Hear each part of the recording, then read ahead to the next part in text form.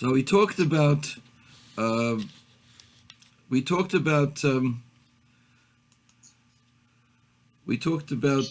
the idea of the occult, and we talked about the ability of a person to transform one's energies and to project them into different parts of the body, which appears to be what happened with Yosef. Yosef, by trying to divert his desires, his sexual desires for Potiphar's wife, for his master's wife, put his fingers into the ground with power, and as a result of it, it diverted the semen into between his nails. Now, obviously, you can't ejaculate between your nails. What it means is the energy, the power from that actually went into his hands.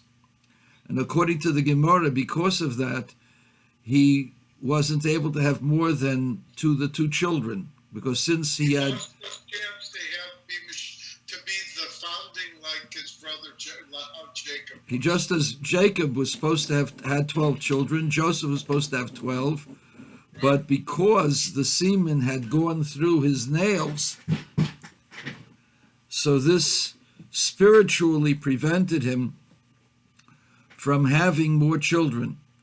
So what you have to say is that the energy, the power of life that was found in his... No, it's my dog barking. So the energy, the spiritual energy that he had to give life to another 10 children left his body through his nails. So that means that despite the fact that he was physically completely fit, that energy had been transferred, and it was transferred into his hands. What that means is that the hands of Joseph were blessed, that whatever actions he took in, whatever activities he had to create, were always successful. And that's why it wasn't one of the reasons why it says he went into the jail, and whatever he did was successful, wasn't just what had happened in Potiphar's home, because by Potiphar's home was what because God's name was with him, God made him successful. But with the entry into the Beit HaSohar, it wasn't just that God's name was with him, but rather anything that he did was successful. It didn't require any kind of prayer. There was just a natural kind of success. And that's why when he went into Egypt, they marveled. It wasn't just that he blew them away with his knowledge of the dream and the way he interpreted it, but it was the way he was able to handle everything so seamlessly. And everybody actually appreciated and loved him and loved the way he did things. It was just an incredible, everything that he did was always successful. So the idea behind it is that the spiritual energy that a person has can be directed to different parts of his body. In the case of Joseph, it was holy, because he directed his desire to do something unholy into another part of his body. But regarding people who engage in the occult, what they do is they take the energy and they direct it either to their body or to their sexuality or to other parts of their body, and they make those parts of their body vessels for their desires, for their energy. And in that process, they're given powers, but those powers come from impurity.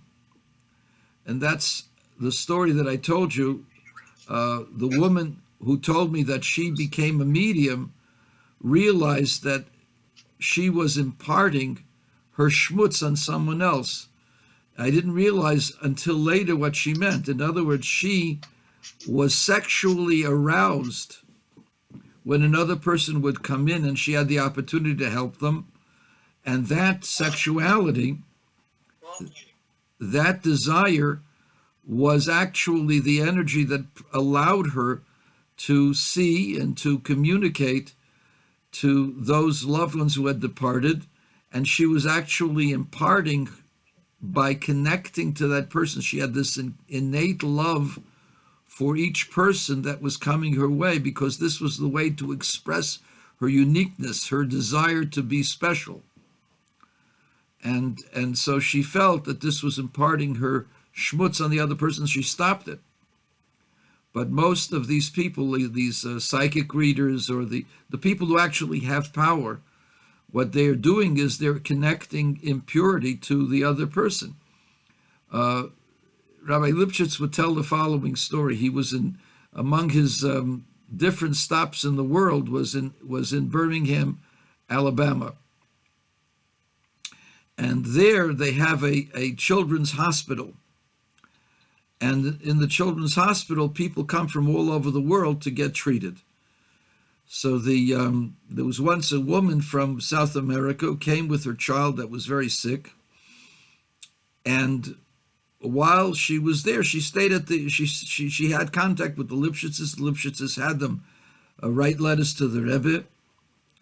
And the grandmother, in other words, the woman's mother, the mother of the little girl, was so concerned about her granddaughter, she got involved with a medium and asked the medium to help her child. She says, I can help your grandchild. Tell your daughter that at 12 o'clock I will visit their house, but have the child covered with a white sheet. So the mother told this to the daughter. The daughter got very excited and then thought differently about it, because she had written to the Rebbe and felt that once she had written to the Rebbe, it was inappropriate to engage in someone whose powers were of dubious sources. So instead of covering the child with a white sheet, she covered the child with a blue sheet. At 12 o'clock that night, the girl runs into her mommy's room and says, Mommy, come to my room. She says, why? He says, because I feel like I'm not alone, like there's somebody there in my room with me. So the mother went and she turned the lights to see there's nothing there. We look under the bed, there's nobody there. It's okay, there's nobody here. And the child went to sleep. The next morning, the mother had a call from the grandmother, from her mother, that the medium said, where was your granddaughter? I couldn't find her. I was there, but I couldn't find her. So apparently she had projected herself into the bedroom of the little child, but because the child was not in a white sheet, she wasn't able to make contact. But you see that there are people in this world who have abilities. Those abilities, they call them psychic abilities, come from a certain... That woman saw the face of the Rebbe. There was a gray-haired old man, or is that it? That's a separate story that I heard in the name of Rabbi Weinberg, and that's a different story, but it's also the same idea. You know, I had this discussion on the internet. There were Lubavitchers who say, hey, it's a bunch of baloney, you don't know what you're talking about. I said, just because you're ignorant doesn't mean you know, you think you know everything. Oh my God, you're so mean. I'm so mean. Just because you say you're a Lubavitcher doesn't mean you know everything. The Rambam does say that all of these things are baloney, but the Ramban, Nachmanides, says, but we see that people have certain abilities. At any rate, it's clear that there are people who have abilities, but their abilities come from an impure source, most of the time from impure sexual energies. By Yosef, however, his energy was pure because it was for the sake of God. To avoid a sin. So he directed his energies in a different place, and you see, therefore, it says, "Vayafoizu zroya yodav," that his hands became gilded, indicating that his hands became successful. Everything he did, and in fact, when he got older, I told you that there was a plot to have him removed because he was already over 100, He died at 110. And they said, this guy's too old, and he's a foreigner. You're keeping him as the second in command. So the Paro said, look what he's done. He says, but what has he done lately? So Pharaoh says, you know what? I'm going to give him a challenge, and if he can do it, fine. If not, we'll just get rid of him. So Pharaoh told him that this is found in the annals of Egypt. They just don't identify Yosef. They identify an old vizier who was over 100, who was about almost 110. And Pharaoh tells him that there's an outpost which has no water, and people can't live there, but I need that outpost to prevent any attacks from the west. So the vizier, what did the vizier do? He diverted the Nile River for hundreds of kilometers. I think it's about 150 to 120 to 150 kilometers, between 90 and almost 100 miles. So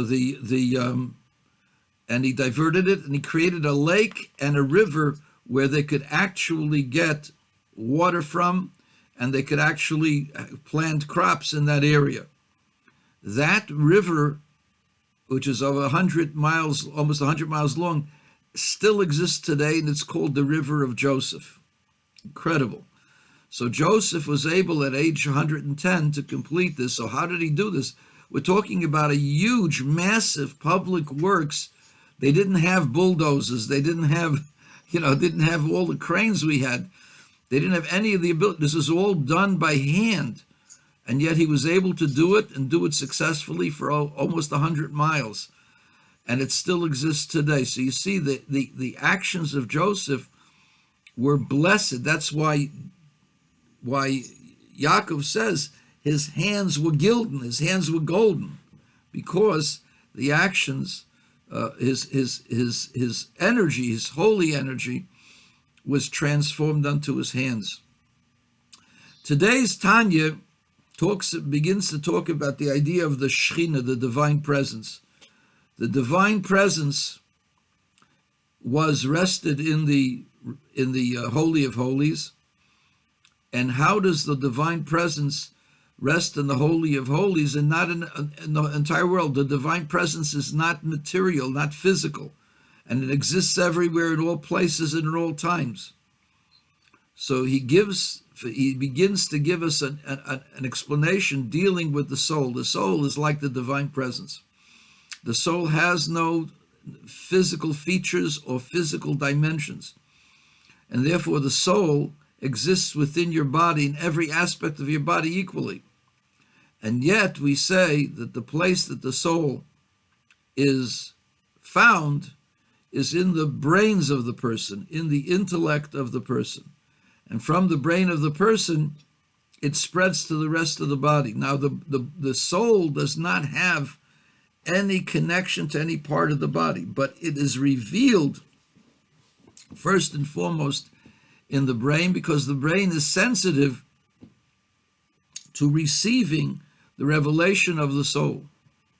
So the revelation of the soul, the ha'ora, the illumination, the light, the ray of the soul itself, is what is found within the brain. It's not the soul per se. It's only the revelation, which is likened to a tiny ray. That ray has all the components of the life of the person and the limbs of the person, but it goes through the brain, and it starts within the brain, and the brain feels it, and the brain accomplishes it, and the brain senses it, and it is directed from the brain into the vessel, and the brain feels as if it is going into that vessel, as if the light of the brain is going to that vessel. So the Shekhinah is the place where the illumination of God's presence was. And from the Kodesh HaKadoshim, it extends from the Kodesh HaKadoshim to the entire world. First into the Temple Mount, then into Yerushalayim, then into all of Israel, then to the entire world. So the Kedusha exists everywhere, but it is sensed primarily in the place of the Mikdash, and that sensation from the place of the Mikdash is then extended to the entire world. So the reason why we can feel the divine presence isn't because the divine presence is here, because it's concealed from us. We can never understand or feel that which is concealed. It's because there is a revelation, but that revelation goes through the channels that starts in Yerushalayim Ir HaKodesh.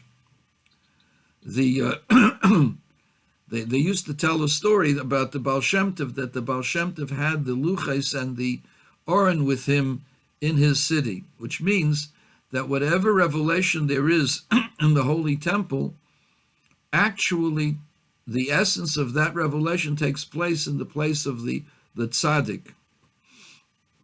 And because of that, the people try to come to the tzaddik during different times. So now that the Rebbe is not with us, so that same revelation comes to the Rebbe's gravesite. And that's why people pray there, because they want to feel inspired, and they want to go ahead and they want to pray to HaKadosh Baruch Hu. And the awareness of the presence of HaKadosh Baruch Hu is far greater there than in any other place. So that's the Tanya. Today's Chumash deals with the counting of Klal Yisrael. What's the purpose of counting? Sorry, I didn't catch that. Try tapping above to... What's the purpose of counting? The purpose of counting is to show that each person is special and is important. And this comes directly in connection with what we learned yesterday about the evaluation of every Jew. Every Jew is evaluated equally. And the challenges that each Jew has is equal to the challenge that other Jews have. It's just on a different level. So that no Jew can say, I'm more important than you, because each Jew has his challenges that is equal to the challenges of the next person. Nobody can actually say, my challenges are greater than yours. Each person is challenged according to the level that that person's at. And therefore, the evaluation for each Jew is the same. So that comes in continuum of the blessings and the curses. That after you hear all the curses that are going to come because people won't fulfill what they need to do, and a person could say, well, if those people in that time couldn't fulfill their goal and created such terrible things, what can I expect in 2020? So the answer is that every Jew in every time is equal to every other Jew, even to Moshe Rabbeinu. I heard in the name of Reb Leivik, the Rebbe's father, that the Moshe Rabbeinu wasn't higher than a Jew, because higher than a Jew is impossible. Moshe Rabbeinu was the pinnacle of the Jew, but that was it. It was a Jew. Moshe was the ultimate Jew. Every Jew has a part of them which is the ultimate Jew. And there's no ultimate Jew that's bigger than your ultimate Jew. It's so we can open up since we're all ultimate, we should open up next week. I happen to agree with you, but I don't think we're going to have a minyan. Alan's not going to. Alan won't come until this thing is gone. Shlomo can't come because his wife is compromised. Neil Alpiner is very, very hesitant. We have to wait until the guidelines. It's not going to. Even if we were to come, we'd probably be 3 or 4 people at one time. That's about it. It's a start. All right, listen. We'd have to do it with guidelines. We'd have to do it with a mask. I mean, if you're not going to wear a mask, you can forget it, because nobody's going to sit next to you without a mask. All right, so then we're not godly. We're not all apart. We're not all like Moshe. We're not all warrior. We're mostly pussies. No. So, I'm sorry. All.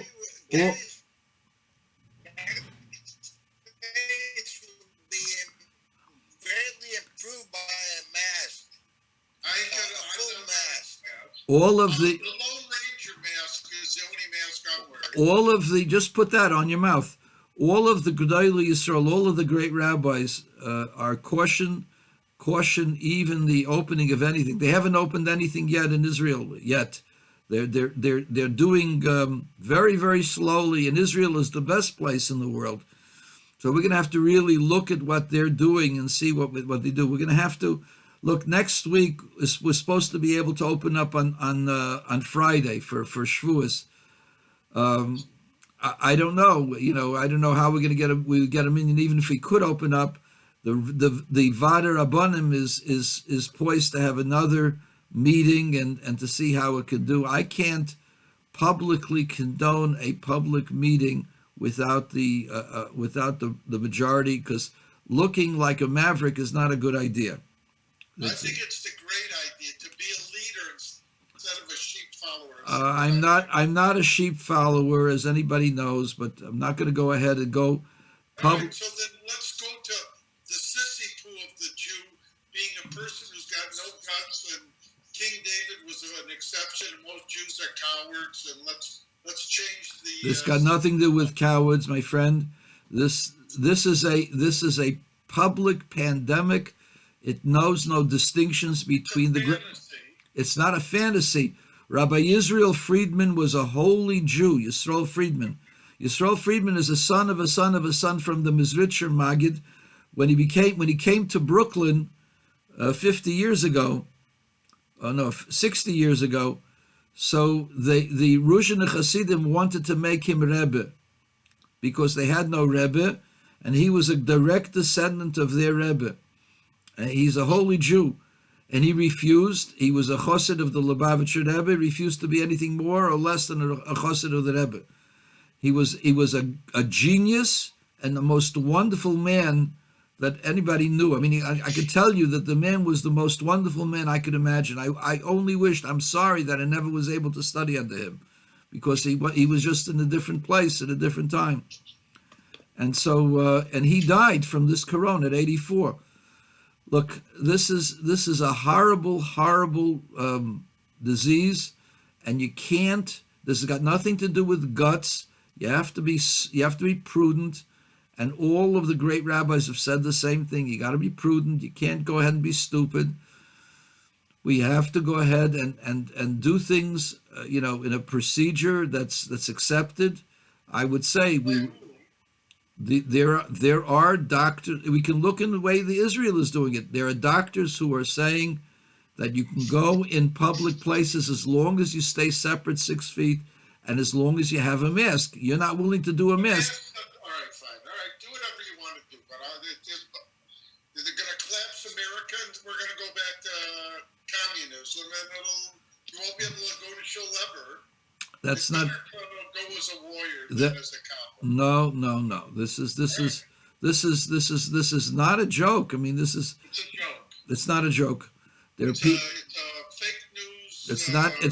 It's not fake. Unfortunately, I wish it was fake, but it's not fake. There are people. Kids don't get it. The kids overdo it. They got to open the schools up. Open the businesses. You're 73. I'm sorry. You're 73 years old. If you got it, you have a 25% chance of dying. I'll take it. I wouldn't take a 25% chance. I wouldn't take a 10% chance. I'll take it. You can't take it. It's not for you to decide. Look, I mean, this is a very serious disease. This isn't a common cold. This is not I'm going to show that this is not the Polar Bear Club. This is totally different. Look, I've jumped into mikvahs where it was ice cold. But this is not the same as jumping into an ice cold mikveh. This is where your lungs can collapse and you can die within a couple of days. It's not. This is a terrible, terrible disease. You can't. We have to follow protocol, and we have to follow the. So call up Whitmer and ask her for permission. We don't need her permission. We need the protocol from the health department. That's all. Okay. All right. Other states there are opening. All right, so go ahead. Go. Forget the bravery of the Jew. Let's go about something else. The Chumash talks about the counting of each Jew, and each Jew was given the opportunity to pass before Moses and before his tribal leader, before the tribal leaders of all of Israel, in front of the ark, presented his name and his father's name and his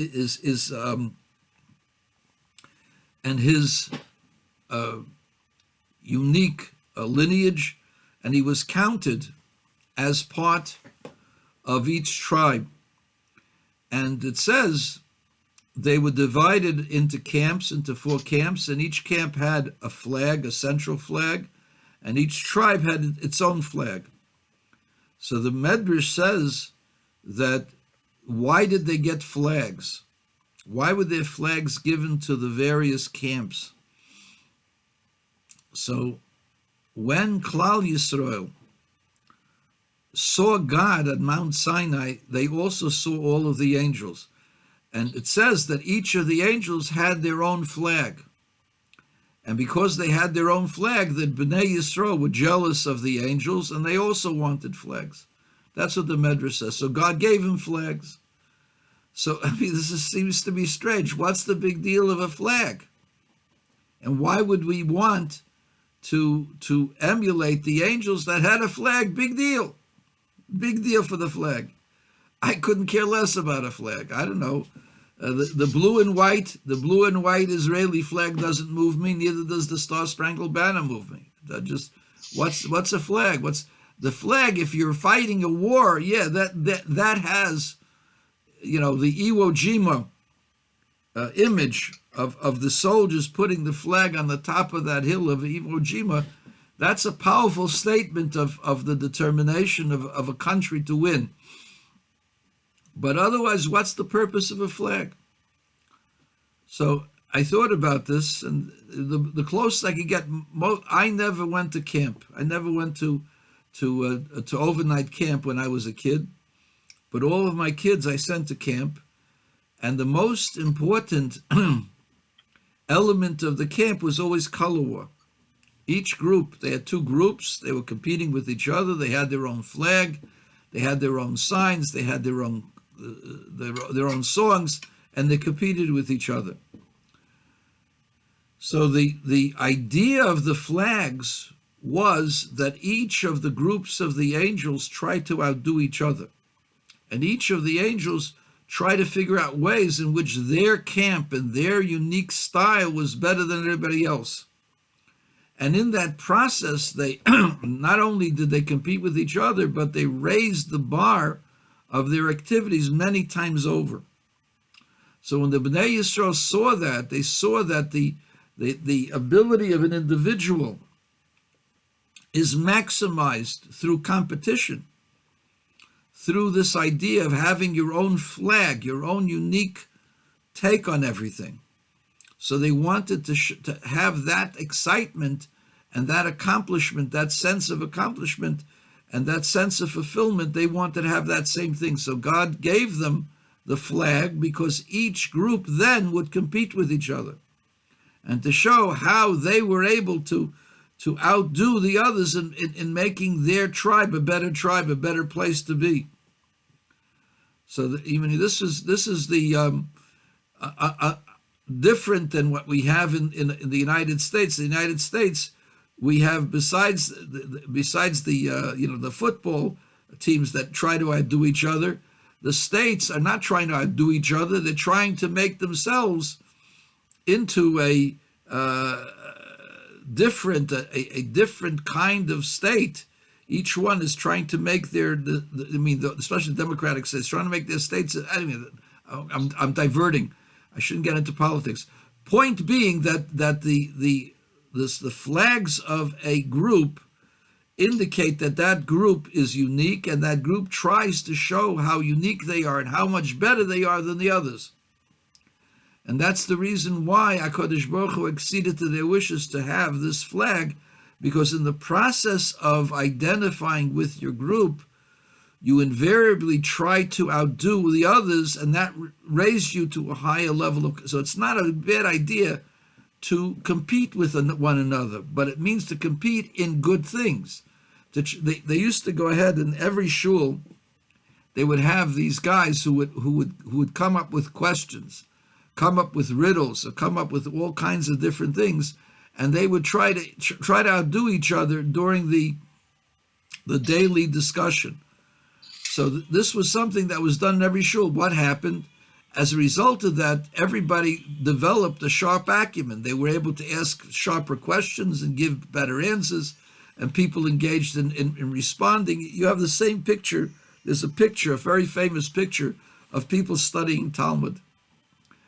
I don't know if you ever studied Talmud in a public context where the people actually knew what they were doing besides the teacher. But what happened was, when they knew what they were doing, you have this guy who's giving the class. One guy's dislikes what he's saying. The other guy's asking. Another guy's saying another point. You have like a whole complete different dynamic within the Talmudic discussion. What happens as a result of that was greater understanding of the Talmudic text, and each person thought that they understood it better than the others. But what happened in the process was that they all lifted their own experience up to a higher level. So this is the idea of the flag. Competition is good in a good milieu when the purpose of that is to raise your consciousness to a higher level. And that's what was starting in Parshas Bamidbar, that we're supposed to raise our flag. We're supposed to go ahead and to work on wherever we are. Every person, in the way they are and the way their community is supposed to compete and make their community better and to show how their community is special. So it's not just an individual, because as an individual we can't work. It may not lead anili mili. If first I have to be by myself, but anili asimoni. If I'm by myself, what am I? A person by himself is nothing. But only when we communicate with another person, that's when we can go ahead and raise our sights. So that's why we have these classes. But I want you to ask questions. I want you to ask good questions, and that will raise the level of our discussion. Because me asking questions is not a good idea by myself, because that makes you bored. It makes you want to quit and want to leave. All right, so that's the Chumash for today. The Gemara for today talks about the idea of intent. There are different various levels of intent. In order to be culpable for a sin, or in order to be able to reap the benefits of a mitzvah, you have to have intent of the mitzvah. If you do something by rote, then it's as if the mitzvah is dead. If you do something with love and enthusiasm, it's as if the mitzvah has wings and flies up to heaven. And by the way, at this point, it's 11:03, 11:04, at this moment, somebody, Chabad, has organized a public prayer for the entire world. So for the moment, we're going to say a silent prayer or an open prayer. Shema Yisrael, Adonai Eloheinu, Adonai Echad. Israel should recognize that their life and their power is God, and this is the one and ultimate power of everything in the universe. The universe is so vast, and yet our souls has a direct effect on every corner of the universe. There isn't a corner of the universe that our actions can't affect. And what is the purpose of our actions? Should be to effect that the world should recognize and feel that it is one with God. That's what Shema Yisrael means, that through our efforts we make the world feel one with God. Not that we are on top of the world, that we're kicking ass, we're kicking butt, and we're going ahead and kick the goyim and where. That's not the purpose of the Torah mitzvah. The purpose of the Torah mitzvah is that everyone, everywhere, everything should feel that God is the creator, and it is an extension, and it is one with God. So we have to feel it first, and we want the rest of the world to feel it at the same time. And therefore, since we're feeling the oneness with God, and God is life, and God is health, and God is wisdom, we want that the entire world should be healthy and wise and successful. And our prayer is that this worldwide pandemic should be over. It doesn't happen by itself, but we want it to be over. We want those people who are sick, we want them to come home. And we want this to start disappearing, just like all other things that disappear. It exists, but it should be a nuisance, just like the common cold. So this is happening worldwide, and I hope that the prayer should suffice. The Gemara talks about the concept of Eine Miskavim, but the different types of Eine Miskavim, different types of non-intention. So the discussion is a discussion found in two different places in the Talmud. You have a piece of wood on the ground, and you want to pick it up. Why do you want to pick it up? Whatever you strike a fancy. You're not allowed to. It's muksa. But the person went ahead and he wanted to pick it up. He wanted to use it as a walking stick. He wanted to pick his teeth with it. It doesn't make a difference what he wanted to do with it. He wanted to throw it at somebody. He wanted to use it as a switch on his wife or as on his dog. Whatever. I'm just joking. He wanted to pick up a piece of wood. Turned out that this piece of wood was really a root of a tree or a bent over twig, and by picking it up, he broke it off. So obviously the halacha is that since he had no intent to break something off at all, he just was picking it up, so he's free from any responsibility. But what happens if he had a machete and he sees a piece that's on the ground? He thinks that this is just a twig that's not attached, and he cuts it. Turns out that the twig was attached. So even though he had no intention of detaching the twig from its source, since he was intending to do a cut, so perhaps this cutting, which is like reaping, like harvesting, perhaps this cut would be considered that he violated the Shabbos. So you have an argument between Abaye and Rav, even though we agree that an Eina Miskaven, some unintended act, is permitted and certainly not obligated to bring a sacrifice. But that's only if you didn't intend to do the prohibited activity.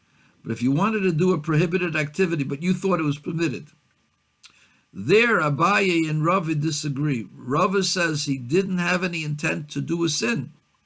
But Abaye says, but he wanted to cut something.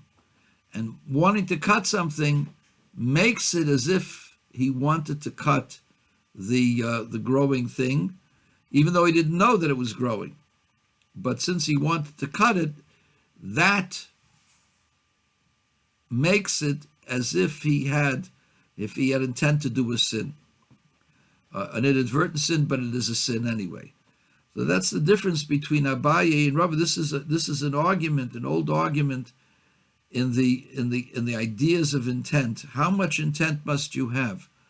So according to Abaye, any type of correct intent would make this an intentional act. Rava says even if you had partial intent does not make it an intent. So this is the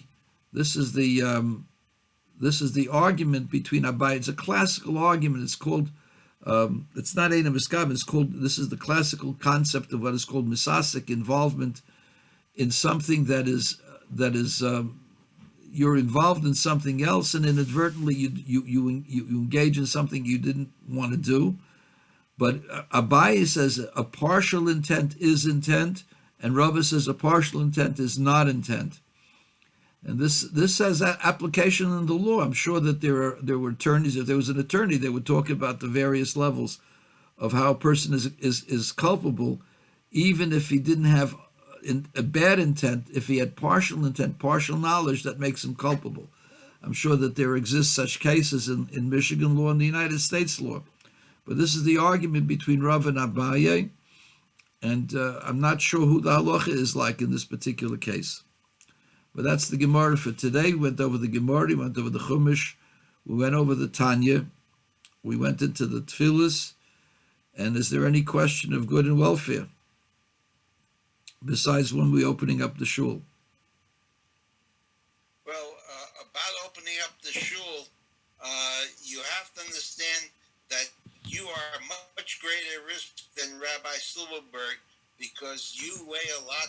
Rabbi Slivelberg. Rabbi Slivelberg is lean. You have 14 times the risk of Rabbi Slivelberg of having a serious outcome from the COVID-19. 14 times the risk. Don't listen to someone who should have a mask with a sock to keep him quiet. Don't listen Okay. to that kind of a person. Okay, thank you. Okay, now we're not going to discuss negativity on people. Anyone else? Any other questions? Gary Miller. Not going to discuss Gary Miller. I'm good, Rabbi. All right, gentlemen, we'll see you tomorrow. Have a wonderful day. Thank you. Take care.